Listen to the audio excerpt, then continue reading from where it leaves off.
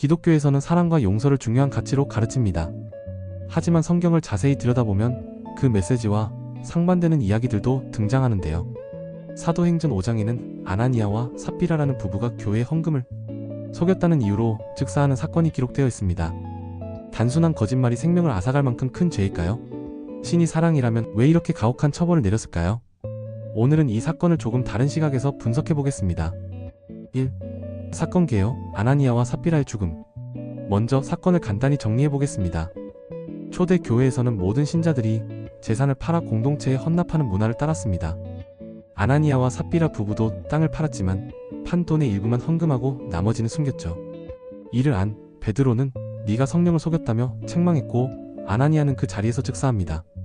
얼마 뒤 삽비라 역시 같은 이유로 죽습니다. 그리고 성경은 온 교회와 이를 들은 사람들이 두려워했다고 기록합니다. 단순한 헌금 문제로 두 사람이 즉사했다니 너무 가혹하지 않나요? 2. 과연 정당한 처벌인가? 하지만 거짓말을 한 건 잘못이잖아요. 교회 공동체를 속였으니 벌을 받는 게 당연한 거 아닌가요? 네, 거짓말은 분명 잘못입니다. 하지만 문제는 처벌의 강도죠. 비례성의 원칙을 들어보셨나요? 법에서 처벌은 죄의 무게에 비례해야 합니다. 예를 들어 친구에게 거짓말했다고 사형에 처해진다면 어떨까요? 현실에서는 벌금형이나 경고 정도가 적절하겠죠. 그러나 성경 속 이 사건에서는 단순한 재산 문제에 대해 즉각적인 사형이 선고됩니다. 현대적 윤리 기준으로 보면 이는 가혹한 독재 체제에서나 볼 수 있는 처벌 방식입니다. 3. 초대 교회의 집단주의적 강압. 이 사건은 초대교회가 자발적인 나눔을 강조하면서도 실제로는 강제적인 공유제를 시행했음을 간접적으로 보여줍니다. 비유하자면 공동체 생활을 위해 돈을 내놔라, 안 그러면 벌을 받는다는 겁니다. 만약 현대 종교 단체에서 이런 일이 일어난다면 아마 사이비 종교로 불리겠죠. 4. 공포 정치 신앙인가 통제인가? 사건의 결과도 주목해야 합니다. 온 교회와 이 일을 듣는 사람들이 다 크게 두려워하였다. 즉, 이 사건은 신자들에게 공포를 심어주는 역할을 했습니다.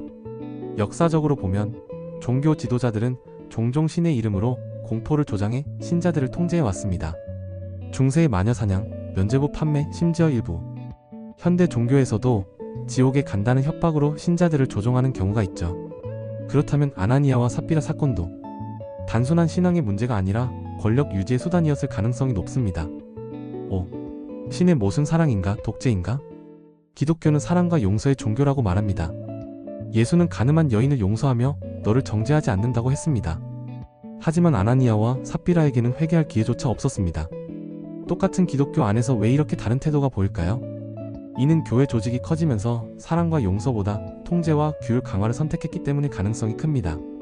6. 역사적 사실성 문제. 또한 이 사건이 실제로 일어났는지도 의문입니다. 당시 로마법 아래에서 유대 종교 지도자들은 사형을 집행할 권한이 없었습니다.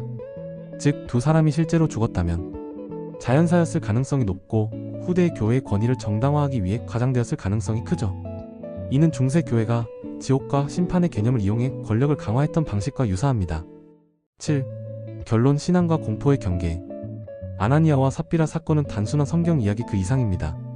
기독교가 표방하는 사랑과 용서의 모순, 종교적 공포를 이용한 통제 시스템, 그리고 집단주의적 강압의 문제. 신앙이란 무엇일까요? 믿음이란 사랑과 자유를 기반으로 해야 할까요? 아니면 공포와 강압을 통해 유지되어야 할까요? 여러분의 생각이 궁금합니다. 댓글로 의견을 남겨주세요.